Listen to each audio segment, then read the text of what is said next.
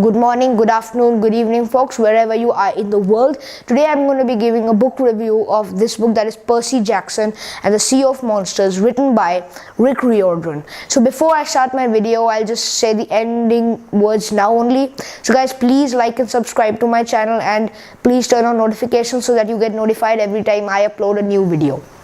So without any further ado, let's get straight into the video. So in this book, Percy Jackson, as you know, he is a demigod. Okay, his father is Poseidon, the god of the sea, and his mother is just a mortal. So he is actually a half-blood. He's half god and half human being. So what exactly happens in this book is that his camp is under attack. So what happens, it starts out with him being in school. As you might know if you read the books after this, which you shouldn't have if you're watching this video, but still he has lots of problems in going to schools because wherever he goes he's followed by monsters.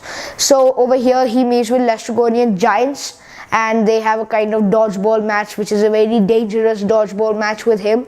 And Annabeth, if you know, she's his friend, if you read the first book, she comes to his rescue and takes him to Camp Half-Blood. Over there he takes one of his friends for protection, but then they realize later on that that friend was his half brother, who was a Cyclops. If you don't know what a Cyclops is actually a monster from Greek myths who is supposed to have only one eye.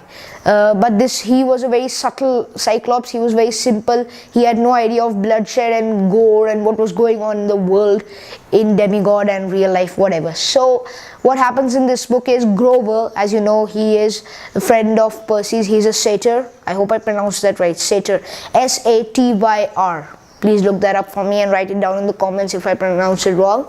So Grover, he goes to find a golden fleece, which is a special fleece which provides nature energy to wherever you put it. Like it was on the island of another Cyclops who was less friendly than Percy's half-brother, whose name is Tyson. So he was less friendly than Tyson, but his island was beautiful due to the golden fleece. So Grover goes there, and here is the funny part about it. Grover gets caught, but Grover does some quick thinking and he disguises himself as a lady. So the Cyclops thinks that he is a female Cyclops, and that Cyclops wants to marry Grover. Okay, so that really made me laugh a lot. And the way Grover acts, like he gives Percy the message through his empathy link. If you read the other books, you know that they share an empathy link through which they can share their emotions and thoughts through their emotions. So he uses the empathy link to send his thoughts to Percy, and the way he sounds in those, he's really frightened, but at the same time he's feeling very funny about the situation he's in. That's really fun. So this book has lots of puns and it has subtle wit, which makes this book an amazing read. So what happens in this book is they set off, Annabeth, Percy and Tyson, they set off to find Grover. They take Tyson along with them because Tyson has unique sense of smell since he's a Cyclops, and he uses a special spray which keeps his eyes two, not one. So they go find Grover, and after that, throughout the book, they board the Princess Andromeda. That there is Luke Castellan's boat. If you have not read the first book, I'll just tell you, Luke Castellan is the son of the god of messengers, who is Hermes. But Luke Castellan was a demigod, he turned bad.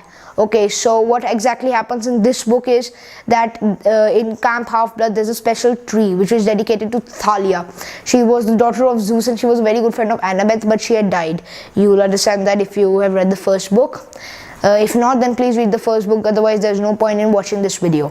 So Thalia's tree's power is weakening because there was poison put into it due to Luke's men at the camp, who was actually Chris Rodriguez, but we'll get to that in the later on books. So Luke, he is trying to bring Kronos, the Titan Lord, back to life because Kronos was actually chopped to pieces by Zeus, Poseidon and Hades. So he was chopped up and thrown into Tartarus, Kronos, and Luke is trying to revive Kronos again. So they escape from Luke, and then they share lots of adventures, and at the end Kronos actually kind of awakens almost, but he is stopped by, Percy Jackson, of course. So Luke is really desperate and he tries different means to get rid of Percy. None of them work. In between, if you read the first book, you know that there's a character known as Clarice. She's the daughter of Ares, the god of war. And I must tell you guys, if you read this series, you'll really get to know lots of knowledge about Greek gods. Like, I remember these in my mind. I don't even read these books before I give the reviews. So in this, Clarice also comes in between and helps them, and in the end they finally save Camp Half-Blood. But at the end of this book, there's a big spoiler which I am going to give to you, because if you don't want it, then I'm not giving. Okay, I won't give that spoiler because it will be really fun if you could read the book. So guys, please like and subscribe to my channel. I know I said that I'll not say this in the end, but so that's basically it. So guys, thank you for watching this video. That's all for this book review, and there'll be many more to come for every day. So guys, please write anything funny in the comments below. Like, you can write you can press the subscribe button and write I subscribe. Anything funny, you can send me a joke, or you can just write anything simple like I subscribe, hello, my name is so and so. So I might just give you a shout out in one of my videos, and the first funny comment is going to get pinned. So please guys, thank you for watching this video. Like and subscribe to my channel. See you tomorrow.